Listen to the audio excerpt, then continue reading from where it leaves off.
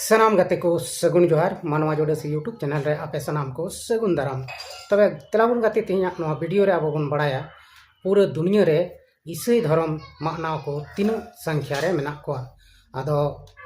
नवा वीडियो रे आबो बन बड़ाय नामा किछु 7-8 टी धर्म बखरा तेबुन गालमारा जहां रे दो किछु किछु परसेंटेज हिसाब तेबुन लैया से मिटन वीडियो क्लिप बुन नेला ओना रे को लई कदा जे मेनते तीन को मनावदा आदो नवा वीडियो क्लिप दिला बुन नेल लगे थोड़ा गान इसके बाद लहा से बुन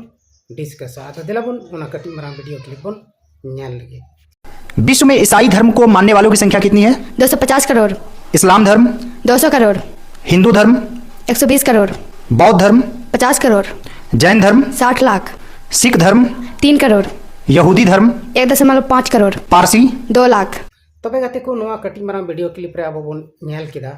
जे नोडे दो 7-8 टी धर्म रिया परसेंटेज को लई कदा और नवा परसेंटेज हिसाब ते नवा पूरा दुनिया रे 2.5 करोड़ ईसाई धर्म हर को मनावेत कना और सनाम खन ढेर दो सिख धर्म को मनावदा जहां रे दो 300 करोड़ को लयत को आदो गाते को नवा दो मिटन जनरल नॉलेज लेकाना जानकारी कना नवा रे दो पूरा पुष्टि ते से पुष्टो ते सरी निना गया को से कम गया को नवा दो बांग बुजु कना ना मेनखान लगभग नुना दो सरी गया लगभग निना हर दो जरूर को सरी गे को मनावेत कान गया थोड़ा गान गे कम बेसी दाड़िया मेनखान नवा दुनिया रे सबसे अधिक सिख धर्म सेकेंड रे 2.5 करोड़ को मनावेत कना अबो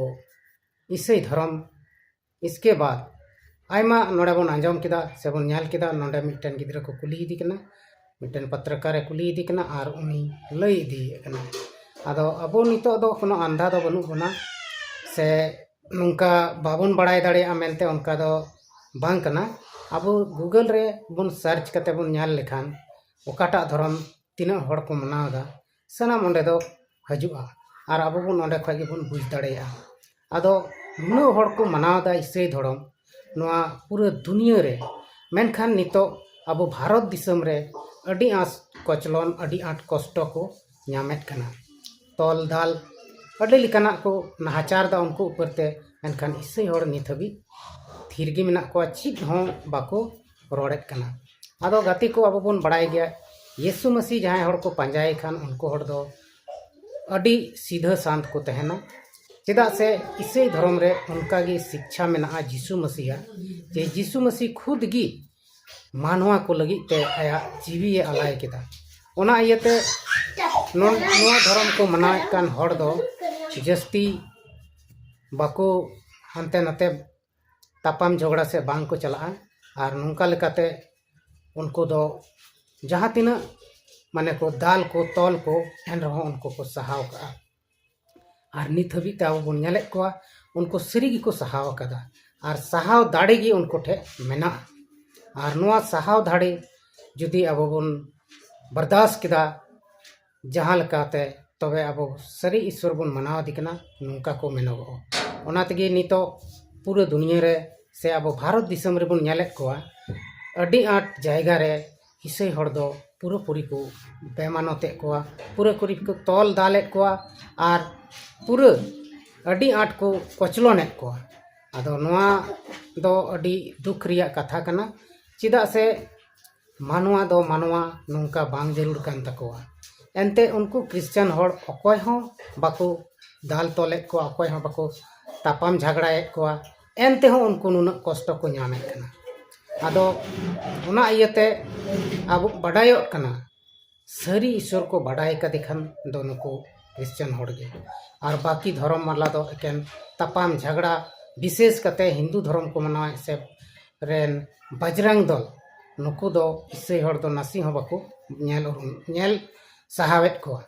उनको दो एकदम चील का बाको मेना मिटन तरुप जुदी मिटन हड़े नेल लेखाय गरजाव कते सेनो और साब कते जमिया सेम उनका कि नुको बजरंग दल रेन हड़ दो ईसाई हड़ जहां को नेलेत को खान नितो दो उनको दो एकदम चीर फाड़ रिया को कथायदा और उनका गे को कमियत कना मेनखान नुको क्रिश्चियन हड़ मा सीधा साधा नुको माबन बड़ाई गे तापाम झगड़ा से बनु को ची को चिकाया उनको थीर भिडी लेका हेना कोआ जहां दो हुंडर हेज कते अतकीर एन रहो बाको अड़िस उनकान हड़ कना को क्रिश्चियन हड़ दो आदो तिहिं अब नोआ वीडियो क्लिप करे बन नेल केदा जे तिना तिना जायगा रे तिना परसेंटेज तिना प्रतिशत ईसाई धर्म को मनावदा तिना बौद्ध धर्म तिना जैन धर्म तिना सिख धर्म आयमा लेकाना धर्म नोडे तुलनाव कना और सनाम खय दो सिख धर्म जस्ती को मनावेत कना